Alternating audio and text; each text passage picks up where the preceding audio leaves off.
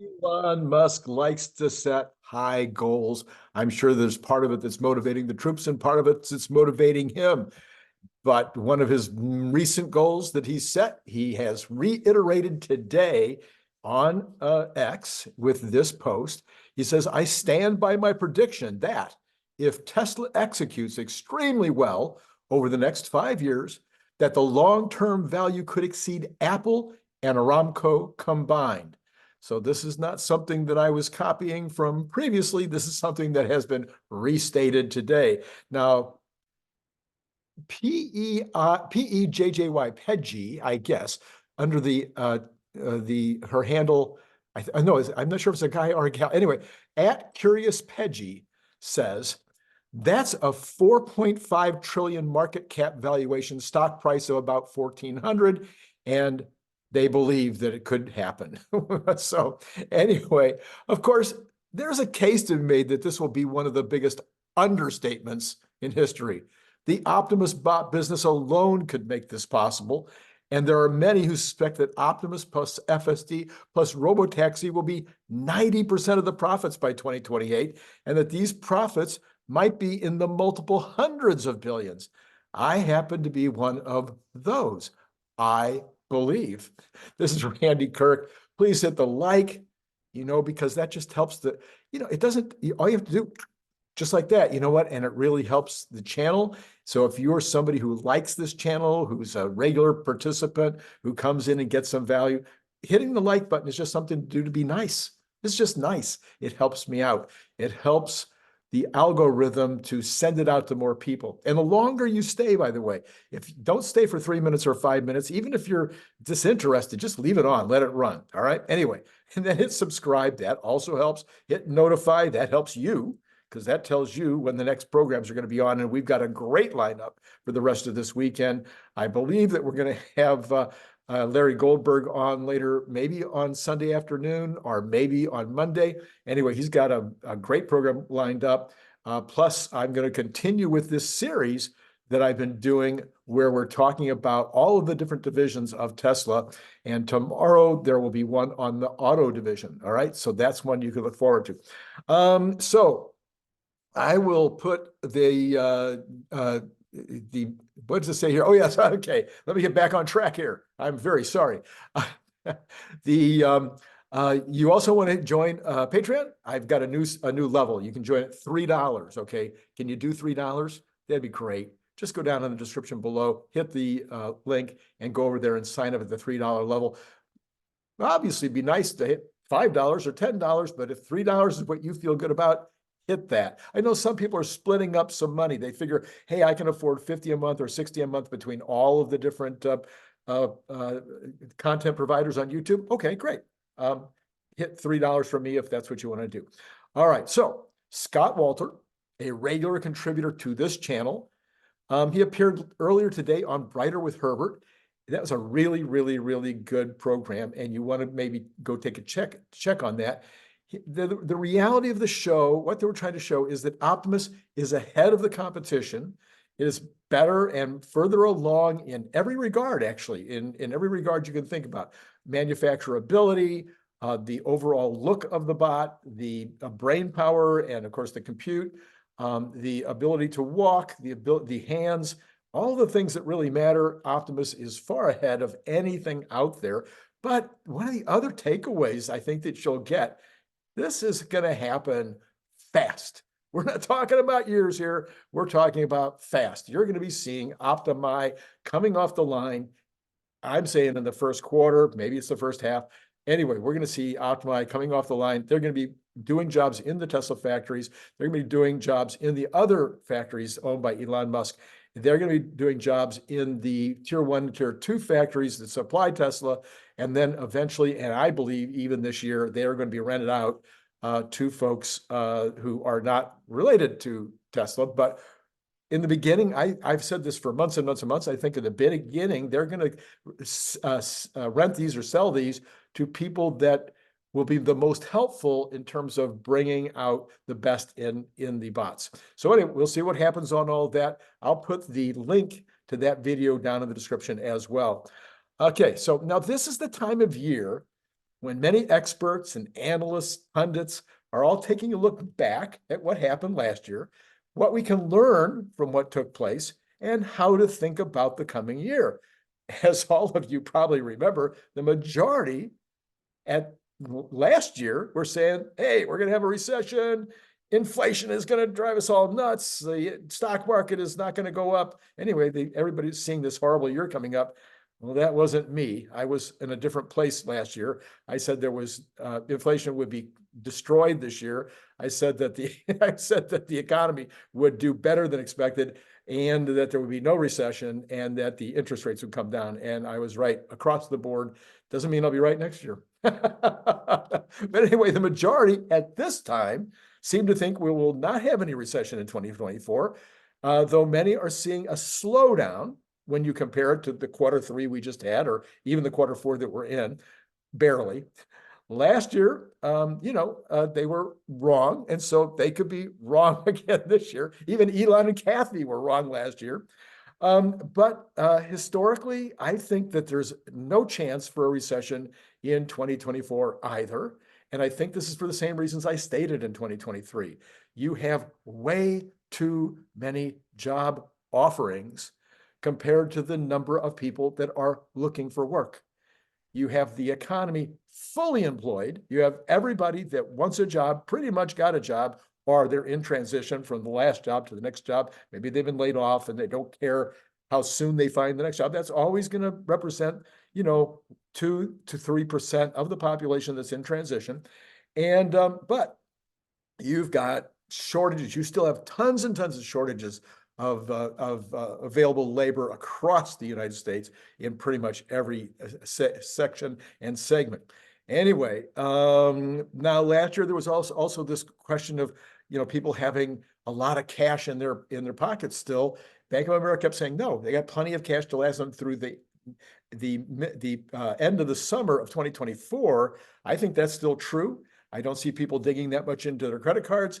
So for all those reasons, last year I said there won't be a recession. For all those reasons, I continue to believe that that's true. In any case, the fact that most are predicting a nice solid economy in 2024 doesn't mean that's a done deal. And so there are a few who have an opposite take. So let's take a couple of those just so we have some balance. So from CNN, the recession is just delayed, but not completely removed, says Kathy Boshtansik. Anyway, she's the chief economist at Nationwide Mutual. One metric that she has been keeping a close tab on is employment in the private services sector, excluding health and education. So I'm guessing that would be legal, that would be CPAs, that would be even things like dentists, doctors. Anyway, I'm sorry, it said except health. So health and education, she expects to do fine, I guess, but she's worried about these other services sectors. So transportation, she says, leisure, hospitality. I don't know that I'm seeing a slowdown in leisure or hospitality. And in fact, transportation has been really down. So I'm looking for transportation to bounce back. Anyway, she says these are more cyclical, meaning that they are more vulnerable to economic downturns. So studying movements in the sector gives her a better look at the state of the economy, she said. In November of 2022, monthly hiring in the private services sector, excluding health and education, equaled 92,000, according to the Labor Department. However, the November 2023 jobs report shows a steep drop with 22,000 new hires in the sector. So overall job growth has been solid over the past year, which has helped keep the unemployment rate below 4%. But she says she isn't convinced that this will carry over into the new year. She thinks there's a 65% chance of a mild recession and predicts the unemployment rate will rise to 5% by the third quarter. That's almost a percentage point higher than the Fed officials' median projection for the unemployment rate in 2024, according to the latest summary. The income drop from the unemployment that she is predicting would likely cause consumers to pull back on spending and give rise to a recession, she told CNN. And unlike the past few years, consumers don't have any extra fuel to tap into because they've depleted savings and that they had accumulated during the pandemic. As noted in a few recent episodes in this channel, I'm expecting increased housing activity, which is 10% of the entire economy, and that will mean many more jobs needed. That alone could more than offset the concerns that she's outlining above. I'm also expecting manufacturing to bounce back from depressed levels because inventories are going to need to be replenished. So in addition to that, I still think the overall economy would make up for what she's concerned about. A greater concern might be the government jobs might not grow as fast. That could be a possibility I haven't heard elsewhere. All right, then from Business Insider, the Federal Reserve will likely bring interest rates below 3% by next December. Below 3%. That's the lowest number I've seen yet. As a pullback in consumer spending will trigger a mild recession in 2024, according to UBS chief U.S. economist Jonathan Pingle. He was doing this on a CNBC interview. This would imply more than 225 basis points in cuts, representing a much deeper Fed pivot than any on Wall Street expect, with markets pricing in about 150 to 175 basis points by the end of 2024. Of course, if we had this kind of a drop in interest rates, then housing would be really spurred. People would be starting to actually put their homes on the market, which would make a greater, more supply would potentially drive down prices, especially if we're talking about the fall and winter of next year. So that could have huge impacts if the interest rates drop that much. Anyway, it would also go well beyond the central bank's own projections of 75 basis points in cuts next year, which would lower the Fed funds rate to about 4.5. From the current 5.25. Pingle expects the Fed's easing cycle to start with a quarter-point cut in March, which is about, I think it's 80% of the people that have been polled, the economists polled, think that that's true, followed by similar cuts in May and June to keep pace with cooling inflation. By the way, I've said that I think maybe the cuts would start sooner than March. I didn't realize that the first Fed meeting is in January. I knew that the first Fed meeting was in January. They're not going to cut in January. I don't think. I think there's a very low likelihood of a cut in January, and there is no February meeting. So unless they did a cut in between the January and March meeting, which is very unusual, then we're looking at March being the obvious time. We see, but I wouldn't be at all surprised to see 50 basis points or even more by March, because I think by that time they're going to see inflation has overshot the 2% way before the March meeting. We put that down. put my projection down. Keep it in a note. I'm sure you'll remind me in March if I'm way off, but I really think we're going to see inflation overshoot. We see the economy slowing, and then the Fed picking up the pace in the second half of the year, taking rates below 3% at the December meeting he predicted. By the middle of 2024, Pingle sees the economy slowing, sending the inflation rate close to the Fed's 2% target. It's almost there. Anyway, and allowing central bankers to ease more rapidly to prevent worst-case economic scenarios from unfolding. Still, his baseline outlook assumes a mild recession, largely due to consumer spending finally losing momentum, he explained. So he's not seeing consumer spending going negative. He is seeing consumer spending losing momentum, which he believes will be, I guess, the initial reason why the economy will start to slow. Through 2023, consumers drove economic resiliency due to wealth effects, high savings, and help from household releveraging. While fiscal support also boosted balance sheets, these forces will provide less support deeper into 2024, he added. By the way, the amount of wealth creation that's happened in the last 2 or 3 years for the huge percentage of the population, especially those over 55, is enormous. That's not going away. It's only going to increase as people pay down even more money on their mortgages. I think the statistic is 40% of the single-family dwellings where the owner is living in the dwelling are mortgage-free. So there's a massive amount of wealth that can be tapped if people really feel that they need to do some things that they can't do without doing so. This will lead to a broader growth decline as industrial sectors won't see much expansion without help from consumer spending. I'll make the case in a minute that business spending might be picking up in 2024. We think we're going to end up with a relatively soggy 2024 when we look back at the end of next year, Pingle said. In addition to housing, for me, I expect to see a pickup in consumer spending as consumers have been holding back on durables and discretionaries, even cars, in the past 3 years. Nobody's talking about this.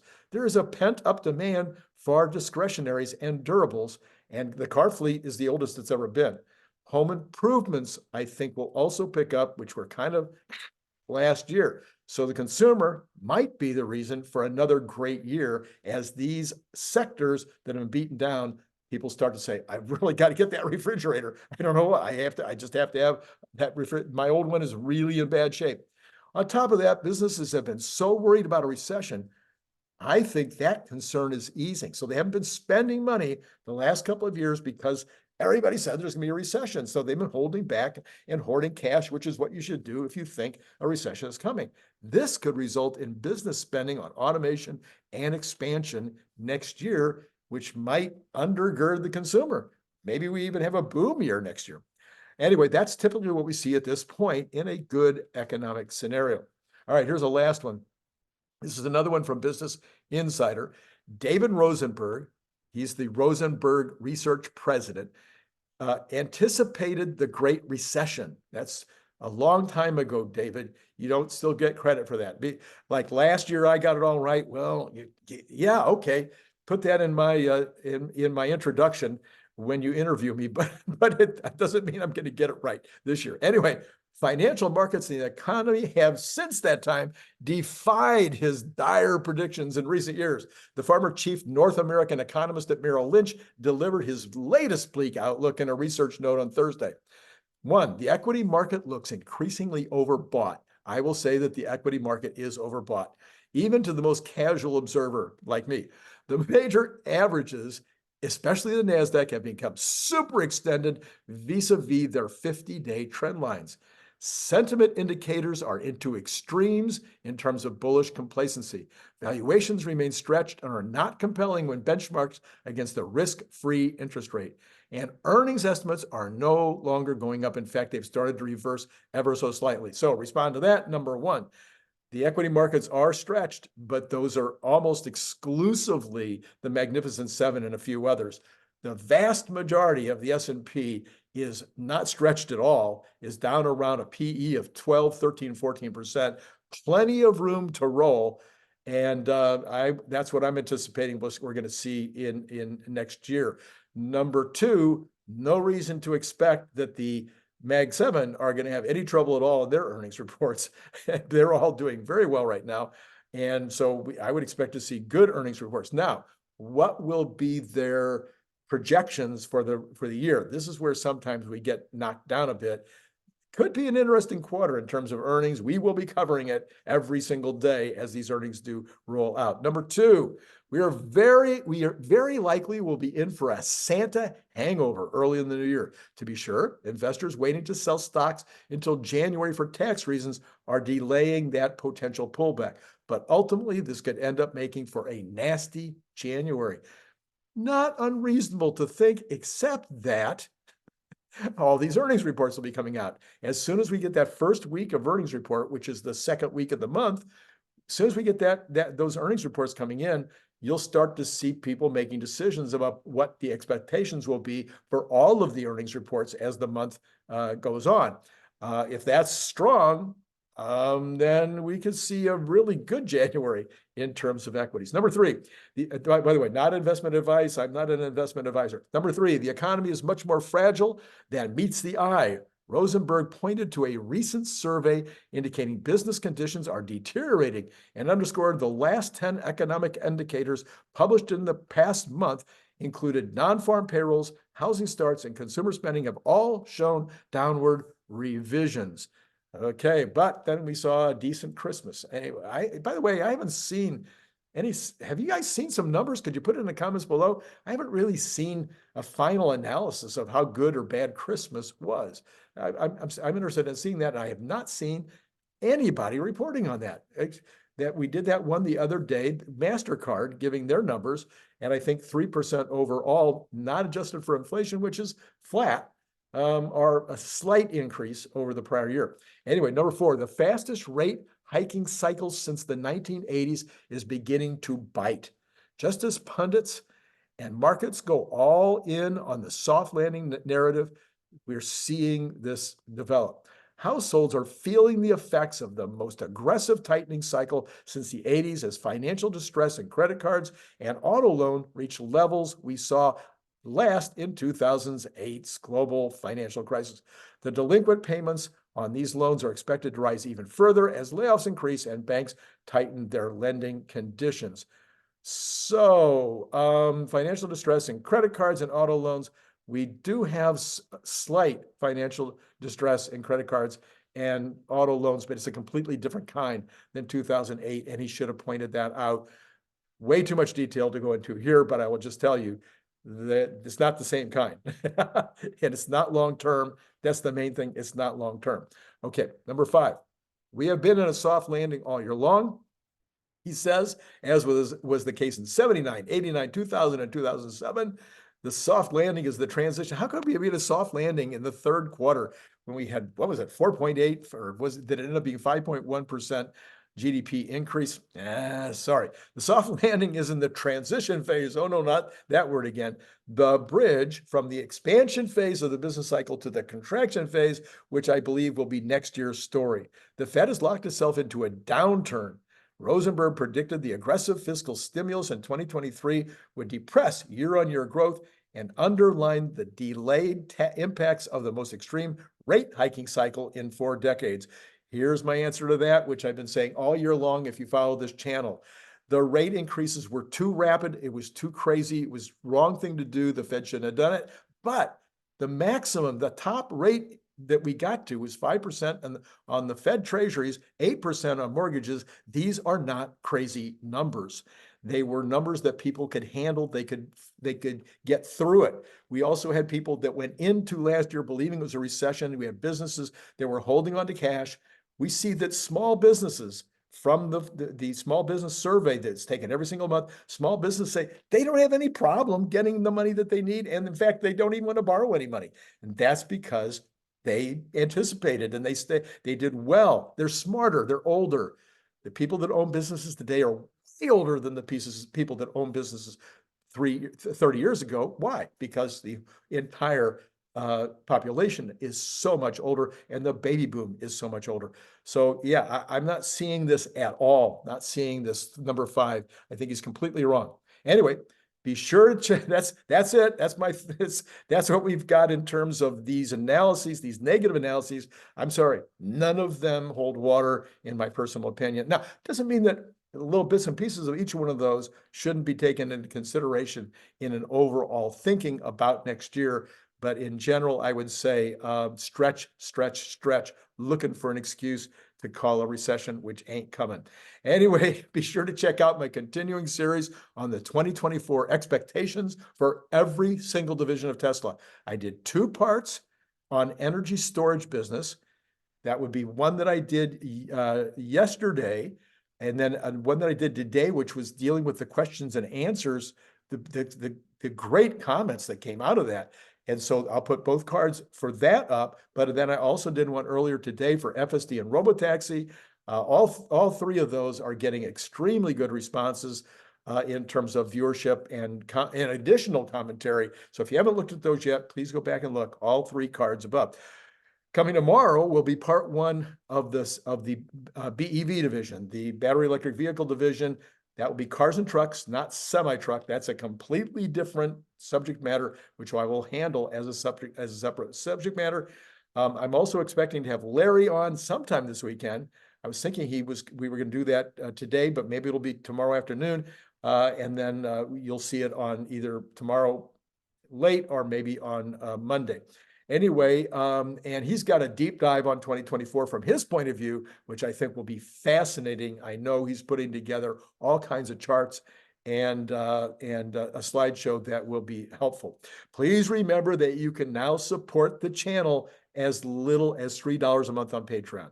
If that is a number that makes more sense for you, please help out by going to Patreon. The information is down below if you want to just click the link, and then also click the link if you want to get the details on where to go. I keep losing it every time I'm looking for it. I don't know what I do with it. Anyway, if you want to buy a Cybertruck, bottle opener and refrigerator magnet. That special is going to run out on Monday. So now's the time to take advantage of that. $20 a piece, unless you're only buying one. If you're buying two or more, it's $20 a piece. Remember to let me know. Camouflage or stainless steel. And also, if you're outside the country, $20 extra for freight for the entire order. Or if you're over in Japan or in Australia, etc., that would be $30 extra for that whole Pacific, the what do they call it? The rim of fire or something. Anyway, so I hope you've had a great first day of the